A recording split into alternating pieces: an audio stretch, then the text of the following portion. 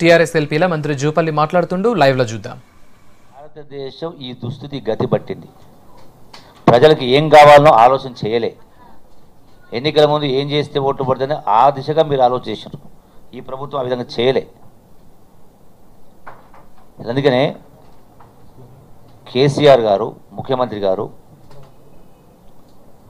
చెప్పిన మాటను నిలబెట్టుకునేటువంటి తత్వం ఉంది కాబట్టి ఇప్పటికే మాట మనిషి ఇలా ఎవరైనా తెలంగాణ గతంలో ఆంధ్రప్రదేశ్ రాష్ట్రమైనా గడిచిన 70 సంవత్సరాల్లో ఇంత గొప్ప పేరు తెచ్చుకున్నటువంటి ముఖ్యమంత్రి కోరలేరు.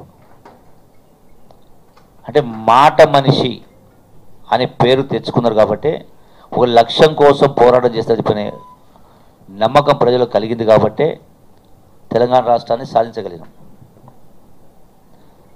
మేము తెలంగాణ ఇచ్చినామని చెప్పినా మీకు ఓట్లు వేయలే. కాళ్ళకు బల్బం కట్టుకొని తిరిగినా ఊరువాడ గొంతెత్తుకొని అరిచినా మీకు ప్రజలు అధికారం ఇయ్యలే. టీఆర్ఎస్ పార్టీకి అధికారం ఇచ్చిండ్రు. ఎందుకంటే చెప్పిన మాట నిలబెట్టుకున్నటువంటి తత్వం ఉన్నటువంటి వ్యక్తి, తత్వం ఉన్నటువంటి పార్టీ, పరిపాలనా రంగంలో కూడా సుపరిపాలన అందిస్తూ ఉన్నారు కాబట్టి అభివృద్ధి కార్యక్రమాలని అట్లాగే సంక్షేమ కార్యక్రమాలను కూడా రెండింటిని కూడా సమానంగా తీసుకెళ్తూ పేదవాళ్ళ కష్టాలు తీరుస్తూ దీర్ఘకాలికంగా రాష్ట్రాన్ని బంగారు తెలంగాణ చేసే దాంట్లో భాగంగా ముందుకు వెళ్తూ ఉన్నారు కాబట్టి ఇలా ప్రజలు టీఆర్ఎస్ పార్టీ పట్టం కడతా ఉన్నారు. మేము వెంపర్లాడాల్సిన అవసరం లేదు. సమస్యల పరిష్కారం పట్ల అవగాహన ఉంది కాబట్టి సమస్యల పరిష్కారం చేస్తూ ఉన్నారు కాబట్టి ప్రజలు మా వెంట వస్తూ ఉన్నారు. మీరు సమస్యల పరిష్కారం కాదు, మీకు కావాల్సింది అధికారం పదవులు ప్రధానం కాబట్టి మీరు ఆ దిశగా పోతున్నారు కాబట్టి ప్రజలు మీరంటూ వస్తలేరు. ఒక్కసారి కాదు, పదే పదే ప్రజలు గమనించారు. తెలంగాణ ఉద్యమ సందర్భంలో కూడా మీకు అధికారం ఉంటే అధికారాన్ని వదిలేసి ఎమ్మెల్యే పదవులకు రాజీనామా చేసిన పార్టీ ఒకసారి కాదు, కేంద్ర మంత్రి పదవికి ఎంపీ పదవులకు పదే పదే రాజీనామా చేసిన వ్యక్తి కేసీఆర్ గారు. అదే మీరు టీఆర్ఎస్ పార్టీ ఎమ్మెల్యేలు కూడా ఏకదాటిగా 14 మంది కూడా రాజీనామా 24 మంది రాజీనామా చేయడం జరిగింది. 13 మంది రెండోసారి రాజీనామా చేయడం జరిగింది. ప్రజలు ఇవన్నీ గమనిస్తారు. మీరు తెలంగాణ రాని రాకపోని 100 మంది కాకపోతే 1000 మంది చావని మాదేం పోతుంది అని చివరి రోజు వరకు ముఖ్యమంత్రి కిరణ్ కుమార్ రెడ్డి రాజీనామా చేసే చివరి రోజు వరకు కూడా మీరు ఆయనతో పాటే ఉన్నారు. చివరి రోజు వరకు కూడా ఆనాడు ఉన్నటువంటి అంతకున్నటువంటి ప్రతిపక్ష నాయకుడు చంద్రబాబు వెంటనే ఉన్నవాళ్ళు కొందరు ఉన్నారు. ప్రజలు ఇది గమనించారు కాబట్టి మిమ్మల్ని ఎక్కడ కూర్చోబెట్టాలో అక్కడ కూర్చోబెట్టారు. టీఆర్ఎస్ పార్టీని కేసీఆర్ గారిని ఎక్కడ కూర్చోబెట్టానో అక్కడ కూర్చోబెట్టారు అధికార పక్షంలో వైపు. మీరు ఇప్పుడు కూడా ప్రభుత్వం ఇన్ని మంచి కార్యక్రమం చేస్తూ ఉంటే, ఉచిత ఎరువుల పంపిణీ చేస్తూ ఉంటే మీరు ఏ రోజు కూడా అంటే స్వాగతించాల్సిన పోయి విమర్శిస్తూ ఉన్నారు. స్వాగతించాలి కదా. ఒక్కరి నోటి నుంచి కానీ ఇప్పటి జానారెడ్డి అయినా ఉత్తమ్ కుమార్ రెడ్డి అయినా ఇంకే కాంగ్రెస్ నాయకుడు కానీ 24 గంటలు కరెంటు మేము ఇవ్వలేకపోయినాం మీరు ఇస్తూ ఉన్నారు అని ఎవరైనా మాట్లాడిందా? మేము ఇంటింటికి నల్లానిచ్చి 100 లీటర్లు మేము ఇవ్వలేకపోయినా మీరు ఇస్తా ఉందని చెప్పి అభినందించరా? మిషన్ కాకతీయ మేము చేయలేదు మీరు చేసిన ఏ రోజున అభినందించరా? 1000 రూపాయల పెన్షన్ మేము ఇవ్వలేదు మీరు ఇచ్చిన సంతోషంగా ఒక్కరోజున మాట్లాడిందా? పెద్ద ఎత్తున రోడ్ల నిర్మాణం జరుగుతుంది, పైరవీలకు అవకాశం లేకుండా గతంలో పైరవీలు ఉండేది, మీరు రోజైనా స్వాగతించరా? ప్రాజెక్టులు మేము వదిలేసిన మీరు పూర్తి చేసినారు అని ఏ రోజున మీరు అభినందించి స్వాగతించరా? అంటే ఏ ఒక్క విషయంలో మీరు గతంలో మేనిఫెస్టోలు అంటా ఉన్నారు ప్రజల ఓట్ల కోసం స్కీములు పెట్టారు. మీరు పెట్టిన మేనిఫెస్టోలో గతంలో 2004లో మేము అధికారంలోకి వస్తే తెలంగాణ రాష్ట్రం ఇస్తామని మీరు మేనిఫెస్టోలో పెడితే పార్లమెంటు ప్రెసిడెంట్తో చెప్పిస్తారు. ఇచ్చిందా? 5 సంవత్సరాల అధికారం ఉండి రెండవసారి అధికారంలోకి వస్తుంది మళ్ళీ 5 సంవత్సరాలు ఉంటుంది. ఇచ్చిందా? ఆనాడు 9 గంటల కరెంట్ ఇస్తామని చెప్పని మీరు మీ మేనిఫెస్టోలో పెట్టారు. ఇచ్చిందా? ఏ ఒక్కరోజున మీరు ఇచ్చిందా? అంటే రేషన్ బియ్యం కోట కూడా పెంచుతున్న గతంలో చెప్పారు 2009లో పెంచినరా ఇచ్చినరా అంటే కాపీ కొట్టి పాస్ అయ్యే రకం మీది అంటే అసలు లేదు కాబట్టి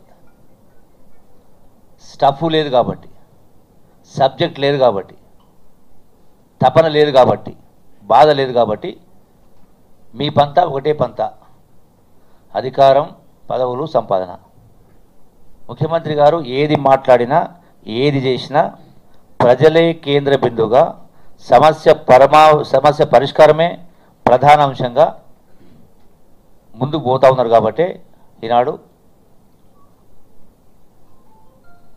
ప్రజలు ఈ పార్టీని ఆదరిస్తూ ఉన్నారు. మీరు 2014 ఎన్నికలు ఏం చెప్పినారు? టీఆర్ఎస్ పార్టీ పరంగా కేసీఆర్ గారు మేము అధికారంలోకి వస్తే ₹1,00,000 అప్పు మాఫీ చేస్తామన్నారు. మీరే చెప్పినారు 2 లక్షలు మేము అధికారంలోకి వస్తే 2 లక్షలు మాఫీ చేస్తామన్నారు. మీరు చెప్పినా చెప్పలేదా? కాంగ్రెస్ మేనిఫెస్టో ఉందా లేదా?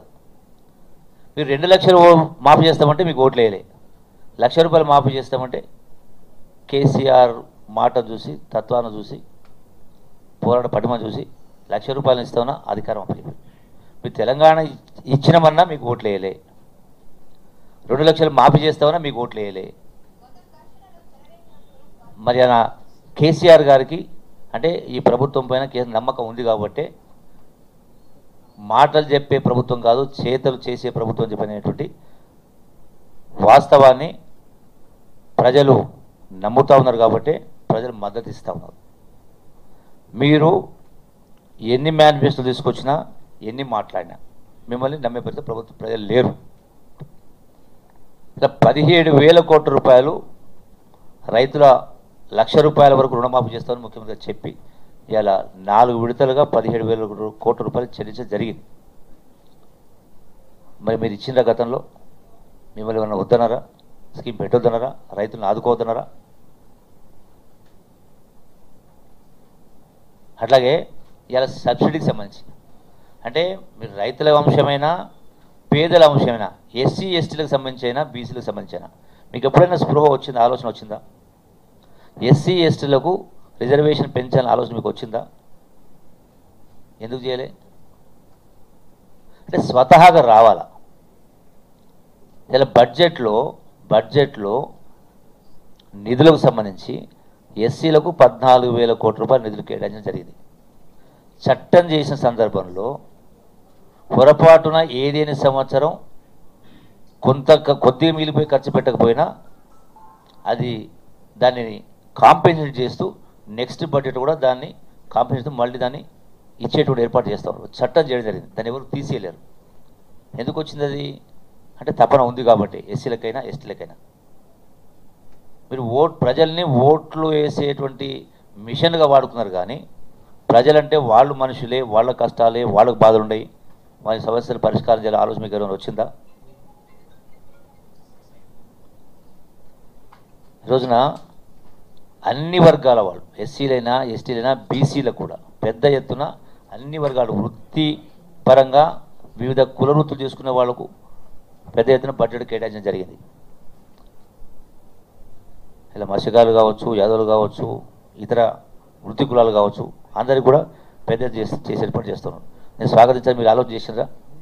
మేము బాగుంటే చాలు, మా ఆస్తులు బాగుంటే చాలు, మా సంపాదన బాగుంటే ఆలోచించింది తప్ప వీళ్ళను కూడా ఎలా మీరు దండలు వేస్తారు. అంబేద్కర్ గారికైనా జ్యోతిబా పూలకైనా 70 సంవత్సరాలు దండలు వేస్తూ ఉన్నారు. మరి వాళ్ళు చెప్పినటువంటి ఆ మహనీయులు చెప్పినటువంటి సమసమాజ స్థాపన కావచ్చు, కుదరైత సమస్య కావచ్చు, వాళ్ళ ఆదాయాలు పెంచాలి, వాళ్ళని కూడా గౌరవంగా తీసుకునే ఆలోచన వచ్చిందా మీకు ఎప్పుడైనా? ఈ స్కీమ్లు పెట్టిందా మీరు ఎప్పుడైనా? దీనికి కాపీ కొట్టాల్సిన అవసరం ఉందా?